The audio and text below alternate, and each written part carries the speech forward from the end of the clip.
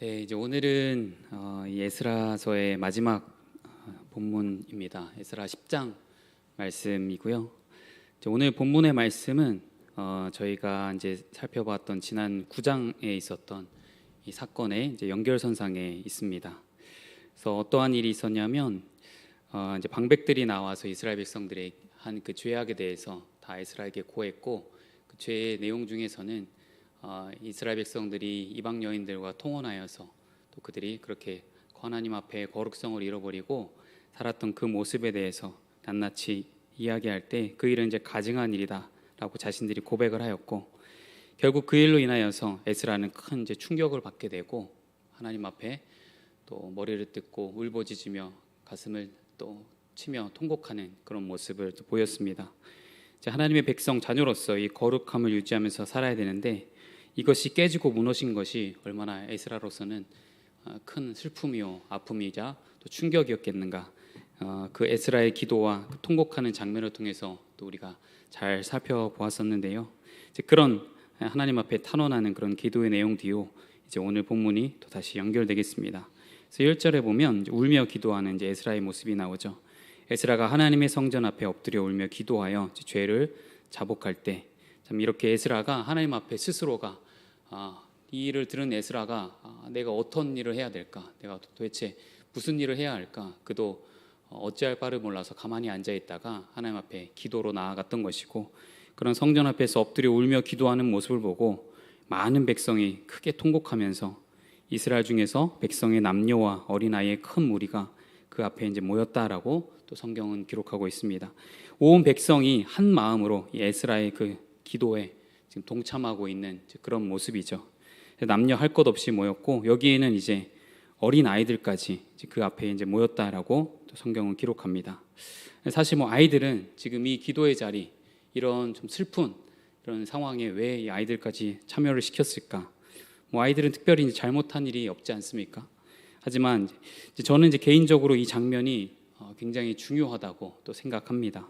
왜냐하면 사실상으로 아이들은 이제 아무것도 모르는 그런 순수한 상태이죠. 아이들이 뭐 죄를 지은 것도 아니고, 아이들이 실질적으로 뭐 이방 여인들과 이제 통혼한 사실은 전혀 없지만, 아이들을 이 회개의 자리, 하나님 앞에 울며 기도하는 이 자리로 부모들이 함께 불러 모았다는 것, 결국 부모들이 하나님 앞에 지은 그 죄가 얼마나 크고 또 큰 잘못이었는가를 아이들도 자신의 눈으로 이제 보는 것이죠. 하나님 앞에 죄를 짓는다는 것이, 거룩함을 잃어버리는 것이 얼마나 큰 죄인지, 하나님 앞에 얼마나 큰 잘못인지를 아이들의 눈으로도 또 보게 함으로 인해서 이것이 주는 시청과 교육이 굉장히 크다고 생각이 됩니다. 자신들도 앞으로 살아가는 날 동안에 이 아이들이 얼만큼 그 부모의 잘못에 대해서, 이 일에 대해서 심각성을 받아들이고 이해할진 모르겠지만, 또 그 한순간 자신들이 앞으로 살아가면서 마주하게 될 그 죄악의 순간순간들에서 내가 이렇게 하면 안 되는구나, 하나님 앞에 이것은 큰 잘못이구나, 우리가 이렇게 함으로 인해서 하나님 백성으로서의 거룩성을 잃어버리는구나, 아이들이 떠올릴 수 있고 경각심을 가질 수 있는 대목이기 때문에 저는 이 장면이 주는 의미가 굉장히 크다고 생각합니다. 물론 이제 저는 뭐 아동 전문가도 아니고 제가 뭐 이렇게 판단하고 이야기할 수 있는 부분들은 아닙니다. 오늘날에는 여전히 뭐 아동 심리학 뭐 여러 가지 이제 발달된 그런 학문들이 있어서 뭐 이런 장면에 있어서 아이들에게 주는 충격이 굉장히 클 것이다, 뭐 그것이 뭐 트라우마로 남을 것이다, 이런 이야기가 나올 수도 있겠죠. 하지만 저는 그 모든 것을 다 떠나서 아이들이 이런 상황들을 겪음으로 인해서 하나님 앞에 그 죄를 짓는 것이 얼마나 큰 잘못이고 우리가 그것을 얼마나 멀리하고 경계해야 되는지를 다시 한번 되새길 수 있는 그런 장면이라고 생각합니다. 그래서 아마도 이스라엘 백성들도 그런 마음으로 온 회중이 함께 여기에 이제 그 큰 무리가 참여를 시킨 것이 아닌가, 좀 그렇게 보게 되고요. 그리고 이제 그런 중에 이제 여히엘의 아들 이 스가냐라고 하는 사람이 에스라에게 나와서, 우리가 우리 하나님께 범죄하여 이 땅 이방 여자를 맞이하여 아내로 삼았으나 하지만 아직도 우리에게는 희망이 있다, 소망이 있다, 이렇게 고백하고 있죠. 그 내용이 뭐냐 하니 3절부터 나오는 것인데요.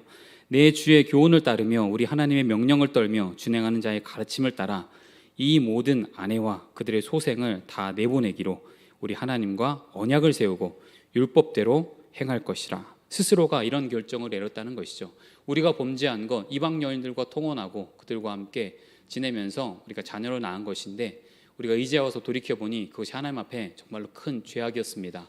우리가 다시금 뉘우치고 회개합니다. 우리가 그들을 다 내쫓고 다시금 우리가 하나님 앞에 거룩성을 유지하고 회복할 수 있도록 우리가 그 일을 행하겠습니다. 지금 이들이 스스로가 이런 이야기를 에스라 앞에서 하고 있죠.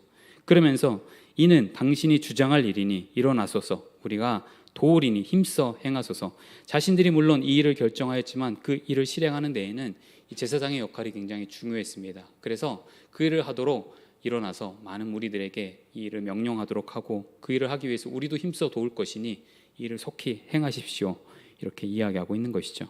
이에 에스라가 일어나 제사장들과 레위 사람들과 온 이스라엘에게 이 말대로 행하기를 맹세하게 하매 무리가 맹세하는지라. 많은 회중들 사람들을 불러 모아서 앞서 이야기했던 것들을 다시금 말하게 하고 그들로 하여금 이 일을 행할 수 있도록 다 맹세하여 지키게 그렇게 지금 하고 있는 것이죠. 이에 에스라가 하나님의 성전 앞에서 일어나 엘리야십의 아들 여호하난의 방으로 들어가니라.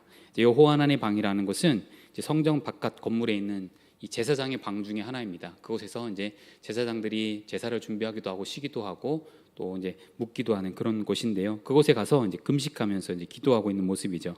그가 들어가서 사로잡혔던 자들의 죄를 근심하여 음식도 먹지 아니하며 물도 마시지 아니하더라.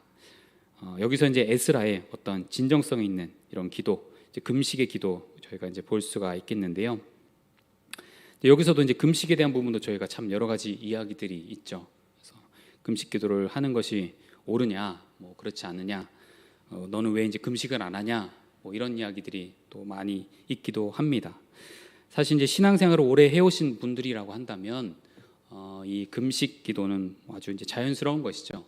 또 한 번쯤은 또 이렇게 금식하면서 끼니를 우리가 걸으면서 하나님 앞에 또 간절히 기도하는 그런 시간들을 또 아마 가졌을 것인데요. 저도 뭐 금식 수련회도 가봤었고 또 릴레이 뭐 금식 이런 것도 있지 않습니까? 이런 것들도 이제 많이 해보았었는데, 대표적으로 우리가 언제 금식 기도를 많이 하는가 생각했을 때 주로 이제 교회적으로 볼 때 고난 주간, 우리 예수님의 그 성 만찬을 기념하면서 그때를 뭐 금식 기도의 기간으로 정해서 저도 이제 예전에 있었던 교회들을 보면 또 그런 행사들을 많이 해왔습니다.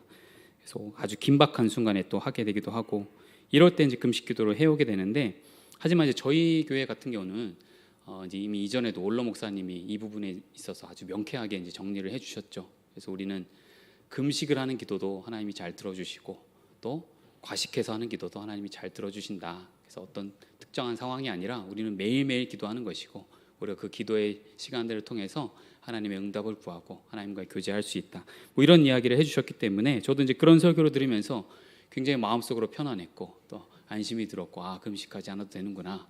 이전에는 이제 그런 상황이 주는 어떤 압박감이 있었습니다. 금식을 해야지 어떤 뭔가 신앙적으로 열심히 있는 것 같고, 금식을 해야지 뭔가 좀 내가 하나님 앞에 더 이렇게 열심히 참여하고 있다, 내가 그 고난에 동참하고 있다, 뭐 이런 느낌을 주는 그런 행태의 금식 기도를 많이 해왔는데, 그런 부분에서 저는 이제 많이 자유로워졌죠. 제가 그런 금식 기도뿐만 아니라 평소에도 우리가 잘 지키고 있는 이 신앙생활 경건의 훈련, 기도를 통해서도 하나님은 우리 기도 응답해 주시고 우리 만나 주시고 우리 기도 소원, 우리 간구를 들어주신다. 이런 부분에서 저는 많이 자유했습니다. 여러분도 그렇지 않습니까? 그래서 우리가 이제 특별히 교회적으로는 이제 이렇게 금식 기도를 따로 갖고 있지 않고, 물론 이제 개인적으로 하시는 분들도 있겠죠. 또 특수한 상황에서 아주 위급한 상황에 놓여 있을 때 간절히 기도할 때 그렇게 또 이렇게 개인적으로도 금식을 하게 되기도 하실 겁니다. 뭐 반대로 그럼 금식 기도를 하는 것은 이제 바보 같은 행동인가요? 꼭 굶어야지만 그것이 하나님 앞에 그렇게 진정 있게 다가서는 기도일까요? 이렇게 생각을 하게 되기도 하죠. 하지만 이제 제 개인적인 입장으로는 이 금식이라고 한다면 이제 아무래도 내가 어떤 문제에 있어서 아주 간절한 마음을 담아서 하나님 앞에 기도하는 것이죠. 그래서 우리가 이제 끼니를 걸으면서도 내가 그런 마음으로 하나님 앞에 더 간절히 열심으로 이제 기도하겠다. 그 순간이 너무 급박하고 귀중하고 또 그 깊이가 너무 깊기 때문에 하나님 앞에 그런 마음을 담아서 이제 기도하는 게, 이런 우리 어떤 결연한 뜻, 마음의 이런 의지, 이런 것들이 담아 있는 것이 이제 보통 이 금식 기도로 많이 이제 드러나 있다라는 것인데요. 그런 이제 어떤 굳은 이제 의지의 표현 수단으로 사용할 수가 있는 것이죠. 물론 이제 성경에서도 예수님이 이제 광야에서 금식 기도를 하셨고, 지금 이제 본문에서만 봐도 이 에스라도 이 절체절명의 위기 상황에서 하나님 앞에 자신이 무엇을 해야 될 것인가 그는 생각했고 그는 하나님 앞에 간절히 기도했던 것을 이렇게 우리가 보아왔습니다. 다만 이제 문제는 이제 금식이 정말 이제 우리가 앞서 이야기한 것처럼 그런 굳은 자신의 어떤 의지, 결연한 마음, 하나님 앞에 이제 가고자 하는 그런 간절한 그런 기도의 마음, 이런 것들을 담은 것이냐, 아니면 어떤 이제 금식이라고 하는 명분만 쌓고 있는 이런 행위를 하고 있느냐, 이런 부분에서 우리는 굉장히 조심해야 될 부분이 있고, 그런 부분에서 우리가 잘 분별하여서 금식 기도를 하고 또 그런 부분들을 경계해야 될 부분이 있다라는 것이죠. 성경 말씀을 보시면 이사야서 58장에 여호와께서 기뻐하시는 금식에 대한 내용들을 여기서 이제 기록하고 있습니다. 제가 좀 말씀드리겠습니다. 이 58장 이제 3절부터 있는데요. 우리가 금식하되 어찌하여 주께서 보지 아니하시오며 우리가 마음을 괴롭게 하되 어찌하여 주께서 알아주지 아니하시나이까. 보라, 너희가 금식하는 날에 오락을 구하며 온갖 일을 시키는도다. 보라, 너희가 금식하면서 논쟁하며 다투며 악한 주먹으로 치는도다. 너희가 오늘 금식하는 것은 너희의 목소리를 상달하게 하려는 것이 아니니라.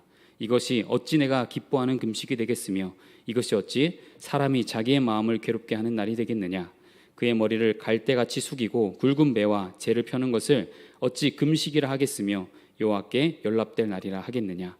내가 기뻐하는 금식은 흉악의 결박을 풀어주며 명예의 줄을 끌어주며 압제당하는 자를 자유하게 하며 모든 멍에를 꺾는 것이 아니겠느냐.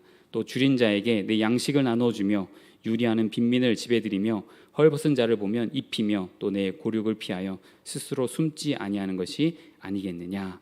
그러면서 하나님께서 말씀하는 것이, 그리하면 네가 정말로 그 마음의 진정성을 담아서 어떤 외식하는 그런 모습이 아닌 어떤 모양으로 하는 그런 금식의 행태가 아닌 정말 하나님 앞에 진정 어린 마음으로 기도한다면 하나님 나 여호와가 응답할 것이고 내 빛이 흑암 중에 떠올라 내 어둠이 낮과 같이 될 것이며 물이 끊어지지 아니하는 샘 같을 것이고 하나님께서 모든 것들을 회복하여 주시고 그 기도에 응답해 주실 것이다. 하나님께서 말씀하고 있습니다. 그러니까 우리가 금식을 할 때 어떤 그 모양에 우리가 심취해서 어떤 금식하고 있는 그 행위, 그런 어떤 목적 자체의 의미를 두는 것이 아니라 내가 정말 하나님 앞에 진정 어린 마음으로 어떤 그 간절한 마음을 담아서 우리가 그렇게 기도할 것이냐.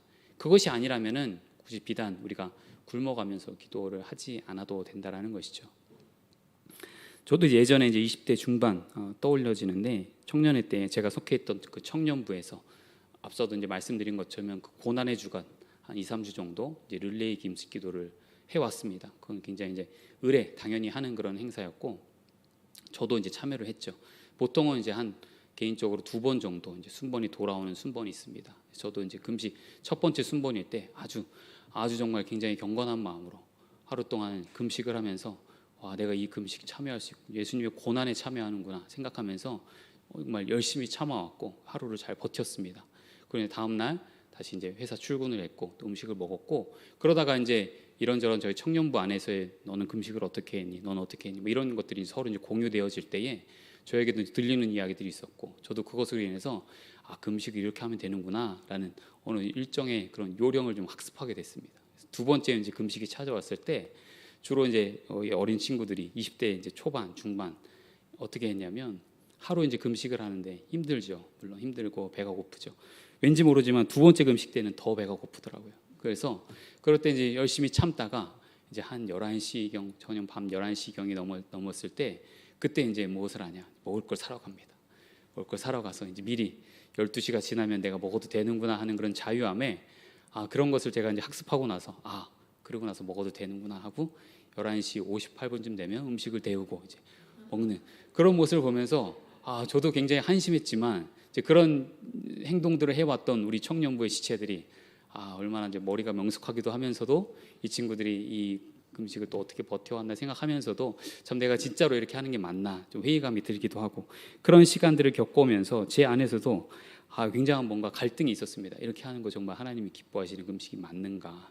금식을 하면서 굉장히 많은 것들이 떠오릅니다. 제가 12시 지나면 이걸 먹어야지, 뭘 먹을까, 이런 생각들이 하루 동안에 온전히 지배하고 있는 저의 모습을 보면서 이게 정말 하나님 보시기에 참된 금식이 맞나.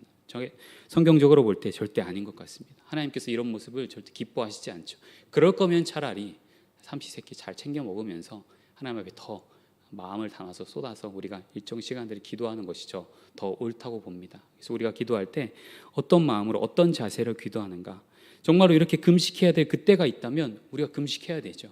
그래서 정말 그 간절히 하나님 자꾸 부르짖어야 되고, 우리가 또 금식하는 이유, 그 뭔가를 하는 그 행동 자체도 우리가 아껴서 하나님 앞에 더 기도하는 시간을 확보하는 시간이기도 하고, 그럴 때 우리가 기도에 더 집중할 수 있는 것, 그런 일이 필요하고 한다면 반드시 우리가 또 그렇게 해야겠죠. 하지만 우리가 평소에 또 기도할 때 우리는 어떻게 기도하는가, 얼마나 마음 담아 기도하고 있는지, 혹시 또 우리가 이 교회 안에 어떤 777 이런 목적을 우리가 달성하기 위해서, 채우기 위해서 하고 있는 그런 기도들은 아닌지, 이런 것들을 우리가 다시 한번 점검해보고 또 우리 자신을 잘 돌아봐야겠죠. 하나님께서 기뻐하시지 않는 그런 기도, 또 하나님께서 또 원하시지 않는 그런 어떤 행위적인 요식행위, 우리가 그것들을 잘 또 점검하면서 또 우리는 버려야 되겠고, 하나님이 원하시는 이런 간절한 하나님의 간구하는 기도를 우리가 또 해야겠습니다. 마음을 담아 드린 기도, 진정한 예배, 우리는 하나님께서 기뻐하실 만한 그런 삶의 예배를 또 우리가 드려야겠습니다. 계속해서 에스라는 이제 백성들에게 말합니다. 7절에 보시면 유다와 예루살렘에 사로잡혔던 자들의 자손들에게 공포하기를, 너희는 예루살렘으로 모이라. 누구든지 방백들과 장로들의 훈시를 따라 3일 내에 오지 아니하면 그의 재산을 정몰하고 사로잡혔던 자의 모임에서 쫓아내리라. 뭐랄까, 이제 굉장히 센 그런 발언인데요. 이 말을 받아들여서 3일 내에 오지 않으면 재산을 몰수하겠다는 것이고, 이 무리에서 이제 쫓아내겠다라고 하는 아주 그런 센 발언입니다. 어떻게 보면 이건 너무한 건 아닌가, 어떻게 뭐 이렇게까지 또 할 수 있겠나, 이런 생각이 들 수도 있는 부분이죠. 하지만 아닙니다. 우리는 지난 말씀을 우리가 좀 잘 떠올려 봐야 하는데요. 에스라 이제 7장 25절 26절에 에스라여, 너는 내 손에 있는 내 하나님의 지혜를 따라 내 하나님의 율법을 아는 자를 법관과 재판관을 삼아 강 건너편 모든 백성을 재판하게 하고 그중 알지 못하는 자는 너희가 가르치라. 이 말이 누가 한 말이냐면, 이제 바사왕 아닥사스다가 이제 조서를 내려서 에스라를 통해서 온 백성들에게 이 말을 선포하도록 한 겁니다. 그러면서 26절에 무릇 내 하나님의 명령과 왕의 명령을 준행하지 아니하는 자는 속히 그 죄를 정하여 혹 죽이거나 귀양 보내거나 가산을 몰수하거나 옥에 가둘지니라. 하나님의 명령과 왕의 명령을 준행하지 아니하는 자, 결국 그 앞에서 얘기한 하나님의 율법을 너희가 지키지 아니하는 자, 그런 자들은 이런 일에 처하라라고 왕의 명령으로 조서를 내려서 백성들이 지키게 하였습니다. 따라서 지금 오늘 본문에서 에스라가 지금 말하고 있는 이 말이 결코 그렇게 과하지 않다라는 것이죠. 백성들이 죄를 지었습니다. 백성들이 하나님 앞에 거룩성을 잃어버렸고 하나님의 백성 되기를 포기한 자들입니다. 그런 자들에게 그들이 회복될 수 있는, 그들에게 소망이 있는 이 방안을 마련해서 지금 내놓았는데, 이 일을 그들이 받아들이지 않겠다, 자신들이 너무 과하다, 지키지 않겠다, 그럼 결국 그들은 멸망당하는 것이죠. 이 앞에 이제 아닥사스다의 조서를 통해 보고서라도 이 에스라의 이 발언이 그리 큰 억울한 그런 말이 아님을 우리가 다시 한번 보게 되는 것이죠. 또 9절에서도 유다와 베냐민 모든 사람들이 3일 내에 예루살렘에 모이니 이들이 이제 이 말을 듣고 다 모였습니다. 때는 9째 달 20일이라 무리가 하나님의 성전 앞 광장에 앉아서 이 일과 큰 비 때문에 이제 떨고 있었다라고 합니다. 어떠한 이제 일에 의해서 이들이 이제 떨고 두려워하고 있었는데, 이제 크게는 이제 두 가지 요인입니다. 외부적인 요인과 내부적인 요인이 있을 것입니다. 외부적으로는 이제 앞에서 설명한 것이 9째 달 20일이라고 하는 요 이제 대목인데요. 이제 당시 이제 달력으로는 9월 20일로 보겠지만 오늘날 태양력으로 하면 이제 11월, 12월 이쯤이 됩니다. 그래서 요때 이제 팔레스타인의 그 기후는 이제 겨울 우기로 접어들면서 굉장히 이제 찬 비가 많이 내리는 그런 때라고 하거든요. 따라서 이제 여기서도 이제 이 일과 큰 비 때문에 당연히 이제 백성들이 큰 이런 비로 인해서 찬비를 맞고 이제 벌벌벌 이제 떨고 있는 그런 상황이기도 하고요. 또 이제 내부적인 요인으로는 자신들이 이렇게 이 일로 인해서 벌어질 앞으로 하나님께 임하실 그 하나님의 심판, 진노하심, 이런 일에 대해서 백성들 스스로가 지금 굉장히 이제 떨고 있을 것입니다. 그런 두려움 앞에 있는 것이겠고요. 이제 계속해서 10절에도 이제 제사장 에스라가 일어나 그들에게 이르되 너희가 범죄하여 이방 여자를 아내로 삼아 이스라엘의 죄를 더하게 하였으니 이제 너희 조상들의 하나님 앞에서 죄를 자복하고 그의 뜻대로 행하여 그 지방 사람들과 이방 여인들을 끊어버리라. 모든 회중이 큰 소리로 대답하여 이르되 당신의 말씀대로 우리가 마땅히 행할 것이니이다. 에스라가 이제 여기서 다시 한번 그 백성들의 죄를 되짚고 있는 것이고, 이에 대해서 백성들은 큰 소리로 대답하면서 다 받아들이고 인정을 하고 있죠. 우리가 이것을 마땅히 행할 것입니다. 하지만 이제 다만 13절 14절 보면 백성이 많고 또 큰 비가 내리는 때니 능히 밖에 서지 못할 것이요 우리가 이 일로 크게 범죄하였은즉 하루 이틀에 할 일이 아니오니 이제 온 회중을 위하여 우리의 방백들을 세우고 우리 모든 성읍의 이방 여자에게 장가든 자는 다 기한에 각 고을의 장로들과 재판장과 함께 오게 하여 이 일로 인한 우리 하나님의 진노가 우리에게서 떠나게 하소서.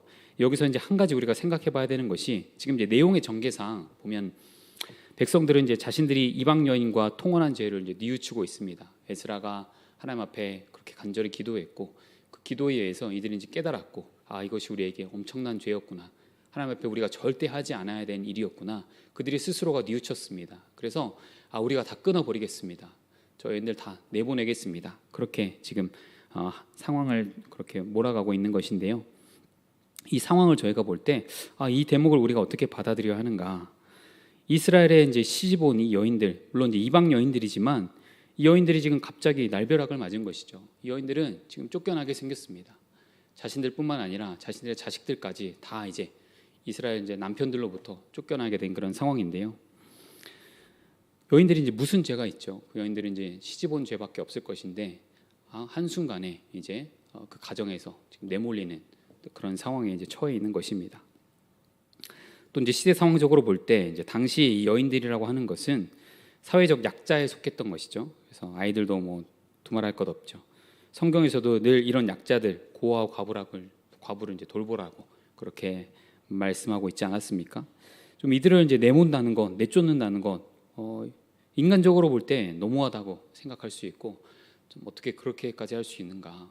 이미 뭐 결혼을 했는데 저들을 내쫓으면 그럼 그 여인들은 어디 가서 뭘 어떻게 먹고 살라는 얘기인가?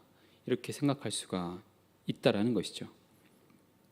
하지만 사실 이제 우리가 그렇지 않다는 것을 다시 한번 좀 생각해야 되는 것이, 우리는 때때로 너무 이제 우리 인간 중심적으로 또 우리 사람 위주로 생각하고 판단하는 그런 경향들이 있다라고 이제 제가 말씀을 드렸었는데, 엄밀히 따지고 보면 우리의 존재 자체, 우리는 하나님이 지으신 피조물이라는 것이죠. 우리의 생명이 귀하고 존엄한 것은 맞습니다. 하지만 우리의 모든 것이 다 이제 그분께 달려 있는 그런 인생이라는 것을 우리가 잊지 말아야 한다는 것이죠.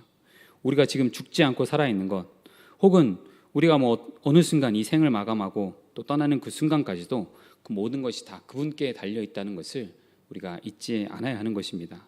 그럼에도 여전히 우리는 아주 인간 중심적으로 그런 사고와 생각, 이런 판단을 했다가 많다는 것이죠.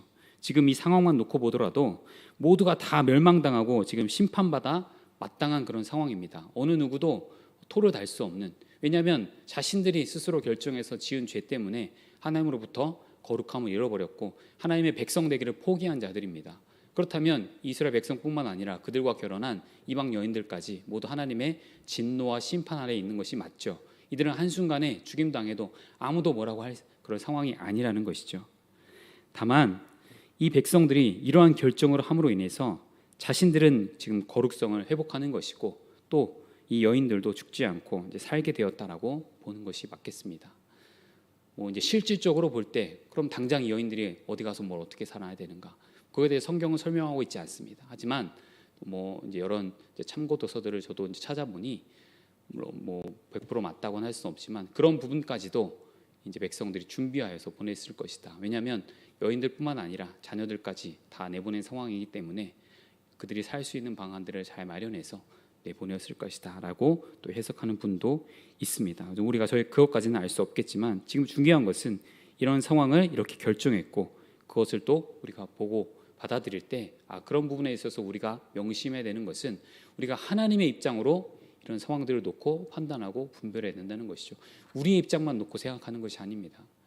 언제나 하나님께서 이 상황을 어떻게 보고 계실지, 하나님이 원하시는 것이 무엇일지, 하나님의 마음이 어떠실지 우리가 그런 측면에 있어서 우리는 늘 깨어서 생각해야 된다는 부분이겠죠.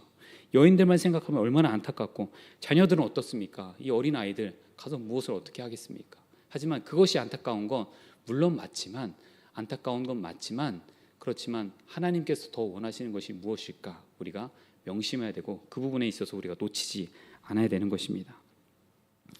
그런데 또 이 일을 이제 반대하는 무리도 있습니다. 15절에 보니까 오직 아사헬의 아들 요나단과 디과의 아들 야스야가 일어나 그 일을 반대하고 무슬람과 레위 사람 삽부대가 그 일을 돕더라. 몇몇 사람들이 이제 이 일을 반대하고 또 그 반대하는 자들을 돕다라는 것이죠. 그들이 무엇을 정확하게 반대하는지는 잘 모르겠습니다. 여인들을 쫓아내는 거, 그들을 이제 다 공동체에서 이제 몰아내는 거, 그 일을 반대하는 것인지 아니면 이 일의 어떤 과정과 어떤 한 부분들을 반대하는 것인지는 명확히는 알 수 없지만 어쨌든 이 전체적인 상황에 있어서 반대하는 무리가 있었고 또 그들을 돕는 자들이 있었는데 다만 굉장히 소수였다라는 것이죠. 많은 무리들 가운데 이 소수의 이런 의견들이 있었고 아마 이제 이 큰 정세를 뒤집을 만한 그런 힘은 없었는지 그런 중에 이 일은 이제 예정대로 이제 진행되는 것을 저희가 보고 있습니다. 16절대로 사로잡혔던 자들의 자손이 그대로 한지라 제사장 에스라가 그 종족을 따라 각각 지명된 족장들 몇 사람을 선임하고 열째 달 초하루에 앉아 그 일을 조사하여 첫째 달 초하루에 이르러 이방 여인을 아내로 맞이한 자의 일을 조사하기를 마치니라. 이 일을 이제 조사하는 일이 사실 쉽지 않죠. 왜냐하면 이방 여인들 중에서도 그 여인들을 이제 다 내쫓는 것이 아니라 그 이방 여인들 중에서 자신들이 섬기던 신을 섬기는 여인들이 있었을 것이고 그 중에는 또 하나님을 잘 섬기는 자들도 있었을 것입니다. 그것들을 이제 분별하기 위해서는 사실 여러 가지 작업들이 필요한 것이죠. 사람들의 정말로 그 말이 사실인지 아닌지. 그래서 지금 여기서 보면 열째 달 초하루부터 첫째 달 초하루까지 한 3달 정도 이 일의 작업들을 걸쳐서 이제 제사장과 이제 방백들 앞에서 확인된 이후에 그리고 나서 이 작업이 다 마치고 나서 그리고 나서 이제 18절부터 마지막까지 그들이 누구였는가를 쭉 상세하게 기록하고 있습니다. 그래서 제사장의 무리가 있었고 또 레위 사람 중에서도 있었고 또 일반 백성들 중에서도 이렇게 수많은 사람들이 참 우리가 앞에서 이제 힘들게 다 읽었는데요. 이 사람들의 명단이 지금 여기에 다 기록되면서 이들이 결국 누구냐? 바로 하나님의 말씀을 거역하여서 이방 여인들과 혼인한, 통혼한 그런 자들이다라는 것을 여기서 기록하고 있습니다. 어떻게 보면 굉장히 좀 수치스러운 명단이죠. 이 성경의 말씀 가운데 이들이 아주 아름답게 좋게 기록된 무리들 누가 있었습니까? 바로 에스라 2장, 8장에서 여호와의 성전을 건축하기 위해서 이들이 힘써 자발적으로 예루살렘에 돌아와서 하나님 성전 건축하기 힘써 왔던 자들, 영광스러운 그 이름 명단들이 거기에 기록되어 있는 반면 지금 이들의 이름은 이들이 하나님 백성 되기를 포기하고 지금 보십시오. 제사장의 무리들 18명의 제사장들이 지금 여기에 이방 여인을 아내로 맞이한 자 중에 가장 첫 번째에 지금 등장하고 있습니다. 제사장으로서 어떻게 이런 일을 할 수가 있겠습니까? 하나님의 말씀 가장 잘 깨달아서 지키고 지켜 백성들로 하여금 그 말씀대로 살기를 잘 지도하고 그들을 돌봐야 될 그 제사장들이 자신들이 이 일의 중대함을 깨닫지 못하고 자신들이 이방 여인과 통혼해서 이 일에 지금 가담하고 있었다. 너무나 부끄럽고 수치스러운 그런 일인데 이들의 명단이 지금 이렇게 기록되어 있는 것이죠. 여기에는 대제사장의 그런 족속 자손들도 있었습니다. 레위 사람 마찬가지죠. 이 사람 구별되어서 성전 봉사하고 하나님의 뜻을 잘 지켜야 될 그 사람들이 여기에 지금 이렇게 무수하게 기록되어 있는 것. 너무나 부끄러운 그런 이름들이죠.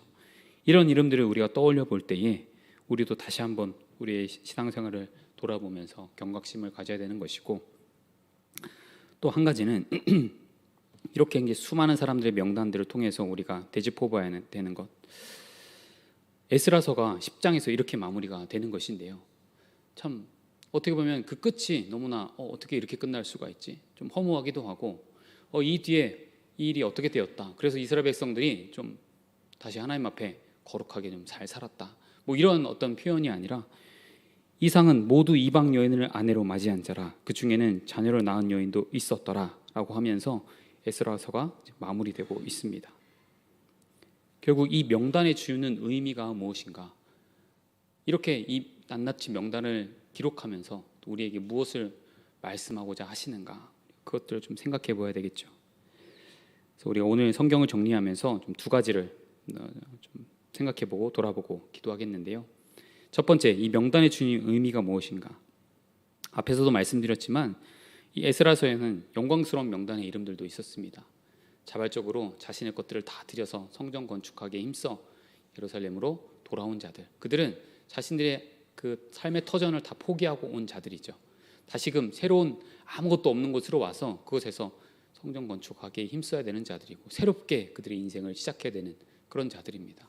모든 것이 어렵고 성전을 건축하는 일 더더욱 어려운 그 일인데 그 일을 하기 위해서 돌아온 자들, 그들의 명단이 있었고, 지금 오늘 본문에 나와 있었던 어떻게 보면 이 실패한 자들의 인생이, 그 실패한 인생들의 명단, 이들의 이제 이름이 기록되어 있는 것인데, 우리가 여기서 다시 한번 생각해야 되는 것은 이들은 실패자의 명단이기도 하지만 이들은 자신들의 죄를 뉘우친, 결국 진심 어린 마음으로 하나님 앞에 돌이킨, 회개한 자들의 명단이기도 합니다.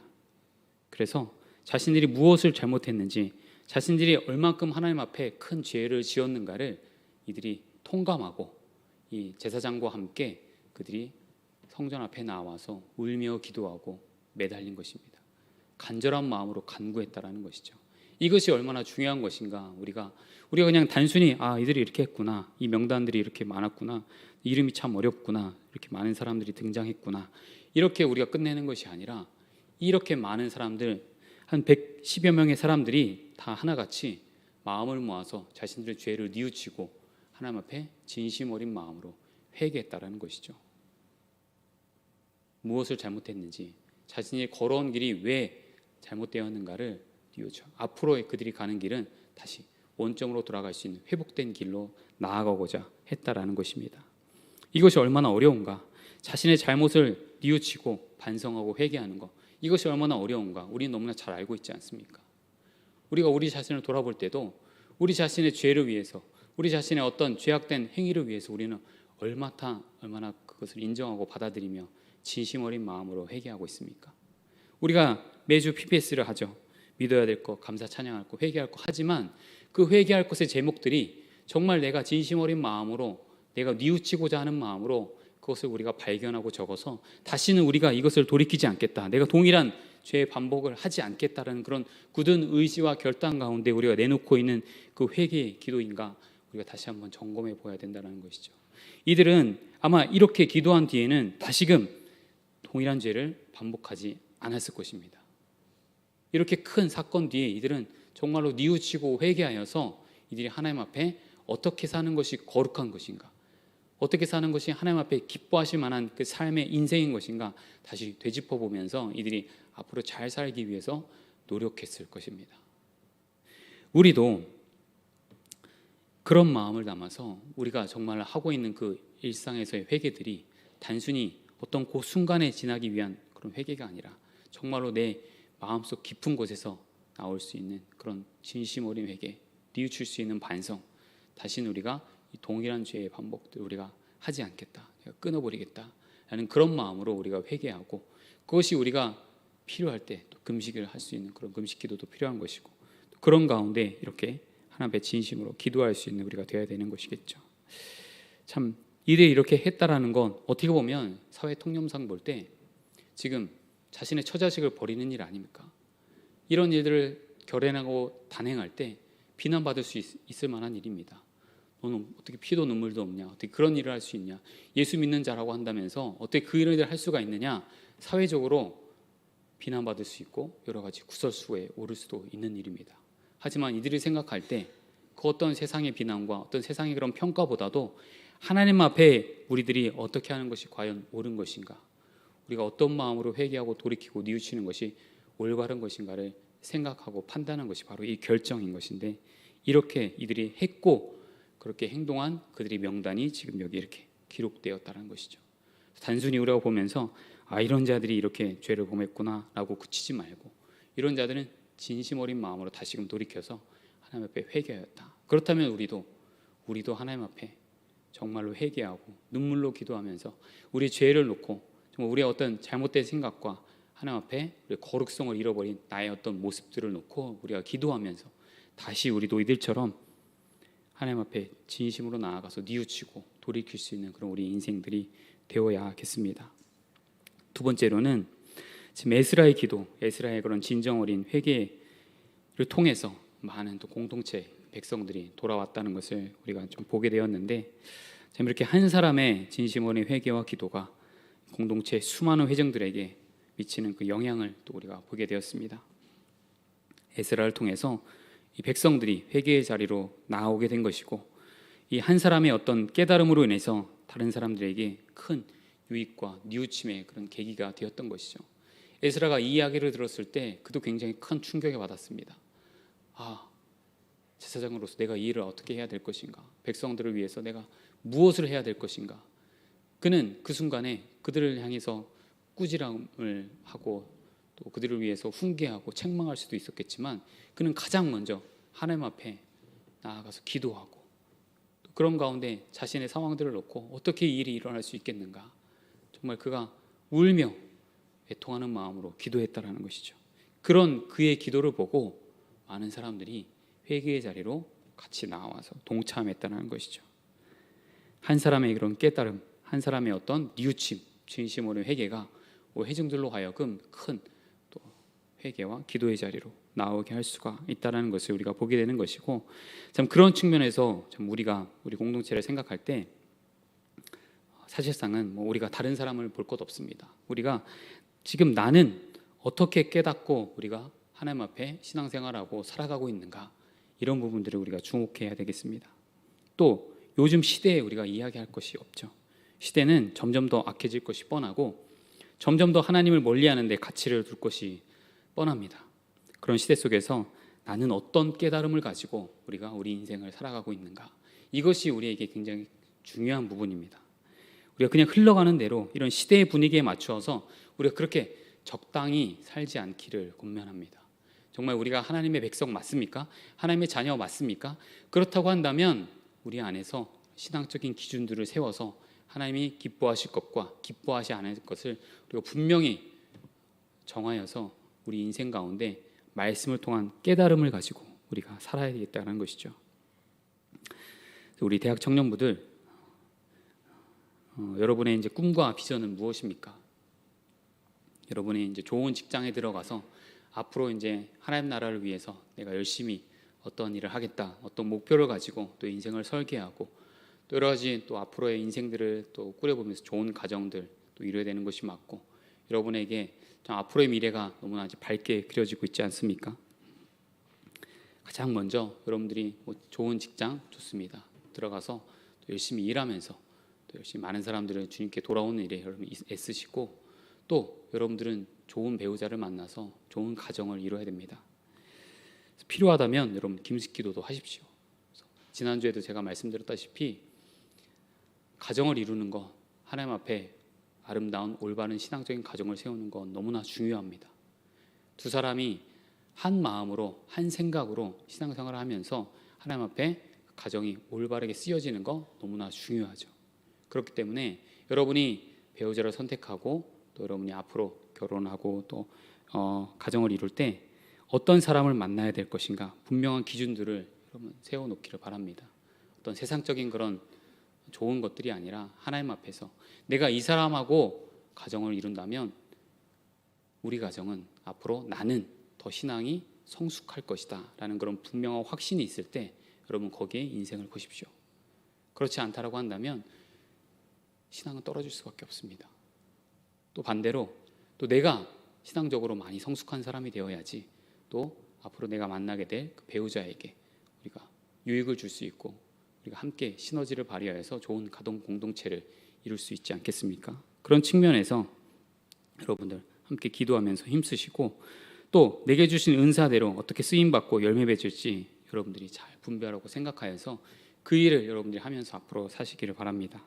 동일한 죄의 반복 우리가 끊어내야 되는 것이고, 필요하다면 우리가 어떤 주변의 것들을 잘 정리하고 나에게 정말 내가 거룩한 하나님의 자녀 백성으로서 내가 신앙생활을 잘 할 수 있는 걸 방편 안에서 여러분들 허용된 범위 안에서 살아갈 것이고, 그렇게 할 때 하나님께서 여러분들을 또 온전히 잘 사용하시고 세워주실 것입니다. 저도 보니까 이전에는 참 많은 친구들이 있었습니다. 하지만 이제 돌아보니 그 친구들이 또 다 하나둘 또 떠나가게 되고, 지금은 이제 교회 공동체 안에서 또 제가 교제하는 우리 지체들이 있고, 제 이제 어릴 적 또 많이 교제하고 또 같이 놀았던 제 이제 어린 친구들은 또 다 떠나가게 되더라고요. 왜냐하면 제가 이제 교회도 많이 이제 데려오기도 하고, 신앙적으로도 또 그들을 믿게 하기 위해서 말씀을 전해주기도 하고 했지만, 결국 이제 받아들이지 않았던 그들이었기 때문에 신앙적으로 교통하는 것이 없고, 그들과 이야기할 때 답답한 마음이 많기 때문에 제 안에서는 스스로 또 정리하고, 또 그러다 보니 또 연락이 또 뜸해지고 만나지 않게 되는 그런 상황을 보면서 참 그렇습니다. 무엇이 뭐 옳고 그른지는 제가 판단할 수 없겠지만, 제 스스로 안에서는 또 정리해야 될 것들이 정리되어지고, 또 그런 가운데 제가 집중해야 될 것에 집중하여서 또 만나야 될 사람들, 돌봐야 될 사람들, 함께 교제해야 될 사람들, 또 그 가운데 또 하나님께서 또 주시고자 하는 그런 공동체의 유익들 가운데 또 힘써 왔다라는 것을 또 보게 되었습니다. 그래서 여러분들도 참 지금 즐거운 건 너무나 좋죠. 여러분들이 만나고 교제하고 있는 그런 여러분 안에서의 그런 어떤 생활들이 참 좋지만, 그 내면에 있어서 정말 그것이 하나님 앞에 아름다운 일인가, 하나님 앞에 보시기에 좋은 일인가, 여러분들이 판단할 수 있어야겠습니다. 또 우리 장년부 형제 자매님들, 참 우리 믿음의 가정으로 온전히 잘 세워지도록 우리가 그렇게 또 기도하면서 열심히 또 성숙해 나아가야겠죠. 그래서 부부가 한 마음으로 연합하는 것 너무나 중요하다고 말씀드렸는데, 그러기 위해서 참 교회 안에서 우리가 함께 또 이렇게 한 공동체 안에서 교회의 비전을 놓고 열심히 또 우리가 달려나가는 것 너무나 좋습니다. 여러분들이 힘써 또 사회 구성원으로서 또 교회 공동체의 일원으로서 열심히 또 생활해 오고 계신데, 그런 가운데에서 정말로 내가 지금까지 이렇게 살아온 인생 가운데 지금 현재 내가 살고 있는 이 하루, 지금의 나의 현재 시점에서 이 신앙생활이 정말 하나님 앞에 옳게 걸어가고 있는 것이 맞는가 다시 한번 더 돌아보시고, 그런 가운데 우리 가정이 하나님의 정말 온전하게 쓰여지고 있는가, 하나님 나라를 위해서 나라의 일을 위해서 우리 가정이 정말 귀하게 쓰임받고 있는가, 이런 부분들을 생각해 보며 남편과 아내, 부부가 함께 이런 부분에 있어서 같이 고민하고 기도하면서 하나님 나라의 일을 위해서 더 열심히 또 우리가 헌신하고 수고하면서 달려나가는 것이 맞겠죠. 그러려면 서로가 그 마음을 공유하고 생각을 공유하고 뜻을 하나로 모아야 됩니다. 같이 기도하고 같이 말씀으로 우리가 훈련받으면서 그 말씀 안에서 우리가 같이 성장하고 성숙해 나가는 것 너무나 중요한 것이죠. 그래서 또 PBS 가운데 또 성경 연구하면서 또 기도 생활하며 경건 생활하면서 가정 공동체를 온전히 세우는 일에 특별히 우리 또 가장 우리 남편의 역할들이 너무나 중요한 것인데, 먼저 잘 깨어서 우리 가정을 잘 지키고 돌보기 위해서 계속해서 힘쓰고 수고해 주시고, 또 여러 가지 이제 육아의 일을 하고 있고 또 직장에서의 생활도 너무나 어렵고 힘든 것 저도 잘 알고 있습니다. 하지만 그렇다고 해서 우리가 적당히 해서는 안 되는 일이, 이 일이 앞으로 불러오게 될 그 결과와 앞으로의 상황들 또 어떻게 될지 우리는 알 수 없습니다. 지금 현재 우리가 놓고 있는 이 시점의 일들로 인해서 향후 5년 후에 10년 후에 앞으로 우리 가정에 닥칠 그 일이 어떻게 될지 우리는 알 수 없습니다. 지금 우리가 붙들고 기도하면서 세워가야 이 가정 공동체가 얼마나 중요한가, 여러분 생각해 보면서 우리가 에스라의 마음으로, 정말 이 에스라가 어떤 마음으로 기도했겠습니까? 자신이 잘못한 일은 아무것도 없지만 이 백성들의 죄로 인해서 이 공동체를 세우기 위해서 그는 이런 마음으로 기도했던 것인데, 우리도 우리 교회 공동체를 위해서, 우리 여러 가정들을 위해서 그런 마음으로 여러분들이 함께 기도에 동참해 주시기를 또 권합니다.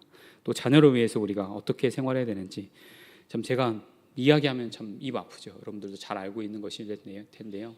자녀를 위해서 우리는 분명한 신앙적 기준을 세우고, 자녀들에게 우리가 어떻게 해서든 허용되어서는 안 되는 부분에 있어서는 여러분들이 너무 쉽게 포기하시기 말기를 바랍니다. 그래서 우리 자녀들을 신앙적으로 우리가 세울 때 분명한 교훈과 책망, 바르게 함이 우리에게는 있어야 되는 것이고, 그러기 위해서 또 우리 아버지의 역할들을 우리가 잘 수행해 가면서 자녀를 훈계하고 책망하면서, 그들이 세상적으로 물들어갈 때에, 세상적으로 마음을 뺏길 때에 우리가 그들을 또 다시금 하나님께로 돌이키는데 우리가 힘써야 될 것입니다. 가정을 잘 지키고 가정이 온전하고 평안하게 생활할 수 있도록 여러분들이 힘써서 또 바깥 일을 하고 여러 가지 직장 생활을 열심히 하는 것, 그것도 물론 중요하지만 그것 이전에 하나님 앞에서 온전한 가정 공동체를 세우면서 우리의 자녀들이 앞으로 어떻게 살게 될 것인가, 그 일을 놓고 우리가 다시 한번 생각하면서 어떤 말을 해줘야 되고 우리 자녀들에게 어떤 신앙적인 교훈으로 어떤 기준들을 잘 세워야 될 것인가, 이런 부분들에 있어서 절대 휘둘리지 마시고 포기하지 마시고, 그 일에 있어서는 너무너무나 큰 고통이 수반됩니다. 왜냐하면 관심을 쏟아야 되고 또 여러 가지로 우리 에너지도 많이 쏟아야 됩니다. 세상 사람들처럼 그냥 단순히 핸드폰 주고 너희들 하고 싶은 거 해라, 너무나 쉽고 편하죠. 우리는 그러면 우리 시간 누릴 수 있고 자유로울 수 있습니다. 하지만 그렇게 됐을 때 그 처해지는 뒤의 상황들 어떻게 감당할 수 있겠습니까? 그 아이들은 너무나 그 세상적인 것들을 빨리 흡수하는 것이 되고, 어떻게 그 아이들을 다시금 또 그 세상적인 생각에서, 그 사고에서, 그 판단에서 하나님 나라의 중심의 생각 가치관으로 우리가 다시금 돌이킬 수가 있겠습니까? 그런 측면에 있어서 우리가 절대 이 일을 너무나 가볍게 여기지 말고 우리가 기준들을 잘 세워서 가정 안에서 남편과 또 아내가 이런 하나의 마음으로 우리 자녀들을 돌보고 또 길러 나아가는데 힘써 주십시오. 또 우리 주일학교에서도 그런 마음으로 선생님들이 열심히 또 수고하고 힘써 오고 있는데, 우리 같이 이 일을 위해서 한 번씩 기도하면서 참 이 어둡고 타락한 시대, 참 앞으로의 시대는 어떠한 일들이 벌어질지 저도 감히 상상이 안 되고, 참 앞으로의 5년, 앞으로의 10년 무슨 일들이 벌어질지 저도 감히 짐작이 되지 않습니다. 그런 가운데 참 우리가 이 아이들을 어떻게 길러낼 수 있을 것인가, 참 저만 해도 너무나 그런 축복된 상황 가운데 제가 그 유년 시절을 보냈고 지금 이 자리를 감사함으로 감당하고 있지만, 참 이 아이들에게는 너무나 열악하고 너무나 좀 안타까운 그런 상황이죠. 그런 상황에서 우리들이 해야 될 것들이 무엇인가, 우리들이 감당해야 될 것들이 무엇인가, 이런 부분들을 잘 생각해 보면서 필요하다면 고통을 감내해야 되는 것이고, 필요하다면 우리 에너지를 더 쓰고 우리의 그런 상황들을 또 우리가 더 마련해서 우리가 그이들의 힘써야 되는 것이겠죠. 그런 측면에 있어서 또 많은 또 지혜가 필요하고 우리가 함께 기도하는 그런 중보의 기도도 필요할 것인데, 여러분들이 여기에 또 힘써 주시기를 또 권면합니다. 그래서 오늘 에스라 말씀을 우리가 정리해 보면서 이 말씀을 우리가 다시 한번 좀 생각해 볼 때, 하나님의 성전, 하나님께서 또 예배하실 만한 그런 아름다운 성전을 건축하는 일이 얼마나 좋은 일이고 영광스러운 일인지 여기서 끝나겠지만, 우리는 또 PBS 느헤미야를 통해서 다시 한번 또 그 일을 말씀을 또 상고하고 들여다보게 될 것입니다. 여러분들이 말씀을 연구할 때 에스라와 느헤미야 동일하게 같은 시대 상황에서 쓰여진 그 말씀일 텐데, 여러분들이 더 본인의 그런 생각으로 깨닫는 은혜가 많이 있었으면 좋겠고요. 그런 가운데 또 이 주시고자 하는 말씀을 통해서 우리가 어떻게 하면 이 하나님의 말씀을 우리가 잘 순종하고 받아들여서 이 말씀에서 우리가 거룩함을 잃어버리지 않고 우리 자신이 하나님이 기뻐하실 만한 그런 하나님의 아름다운 제사를 우리가 잘 드리는 우리 신앙생활을 할 수 있을 것인가, 이것들을 우리가 잘 생각해 보면서 우리 지금 현재의 나의 그런 신앙생활들이 하나님 보시기에 정말로 기뻐하실 만한 것인가, 우리 자신이 내가 좀 돌아볼 수 있어야겠습니다. 객관적으로 볼 때에 내가 정말 책망 받을 것이 없는, 하나님 앞에 칭찬 들을 만한 그런 우리 인생들 하루하루를 우리가 살고 있는지 생각해 보면서, 그렇지 못하다고 한다면 우리가 우리 자신을 보고 뉘우치고 회개하고 돌이켜서 하나님 앞에 우리가 다시 거룩한 백성답게 하나님의 자녀라고 했을 수 있을 만한 그런 의의 자녀로 우리가 살아갈 수 있기를 우리가 소원합니다. 그래서 이런 뉘우침과 돌이킴 가운데 또 다시금 회복시켜 주시고, 또 이런 은혜의 시대를 살고 있는 우리 가운데 하나님께서 우리에게 또 은혜 주실 것을 믿고, 또 우리가 그런 힘 주시는 성령님의 도우심을 받아서 우리가 이 땅을 또 이겨낼 수가 있는 것이겠죠. 그래서 백성들의 모습은 늘 그렇습니다. 구약 시대 또 죄를 짓고 또 죄를 짓고 이런 것들이 반복되어 왔지만, 우리는 이 은혜의 시대에 하나님께서는 우리에게 그 죄를 끊을 수 있는 놀라운 성령님의 은혜를 주셨기 때문에 성령의 힘을 입어서 우리는 동일한 죄를 반복하지 말고 하나님 앞에서 거룩하게 깨끗하게 정결하게 그렇게 백성답게 우리가 그렇게 살아갈 수 있는 하나님의 백성 자녀가 되시기를 소원합니다. 이 시간 우리가 함께 말씀을 기억하며 또 기도하겠습니다. 하나님, 하나님께서는 또 우리에게 하나님의 백성다운 하나님의 자녀다운 삶을 살기를 원하십니다. 하나님께서 또 우리에게 거룩하다 말씀해 주셨는데 지금 현재 내가 정말 그 거룩한 인생을 살아가고 있는 것이 맞는가, 우리 자신을 다시 한번 돌아보게 해주시고, 그런 가운데 또 말씀을 통한 깨달음이 있다고 한다면 우리가 다시금 우리의 죄악된 모습들을 돌이키고 진심 어린 마음으로 울며 기도하고 애통하고 하나님 앞에 죄를 뉘우쳐 회개하게 하시고, 그런 회개 가운데 다시금 우리가 깨끗함을 입고 하나님 앞에 거룩한 백성답게 살아갈 수 있도록 은혜 베풀어 주시옵소서. 하나님, 우리 자신을 통하여서 정말 영광 받으시길 원하시는 하나님을 또 우리가 높여드리길 원하오는데, 우리가 다른 어떤 세상의 많은 사람들처럼 동일한 그런 어떤 적당한 인생 살지 않도록 주님 우리에게 힘을 주시고, 우리가 정말 모든 사람들이 볼 때 저 사람은 정말 하나님의 사람이구나, 저 사람은 정말 그리스도를 믿는 사람이구나 라고 그들이 고백할 수 있는 그런 다른 인생들 살아갈 수 있도록 은혜 베풀어 주시옵소서. 그렇기 위해서 오늘 하루를 살아가는 우리들, 그 하루하루를 가볍게 여기지 말고 우리가 하나님 앞에 정결하게 살아갈 수 있도록 늘 또 기도하고 말씀 듣고 또 우리가 깨닫는 그런 은혜를 부어주셔서 우리가 하나님 앞에 진심 어린 마음으로 살아갈 수 있기는 우리가 될 수 있도록 이 시간 함께 합심하여서 기도하겠습니다.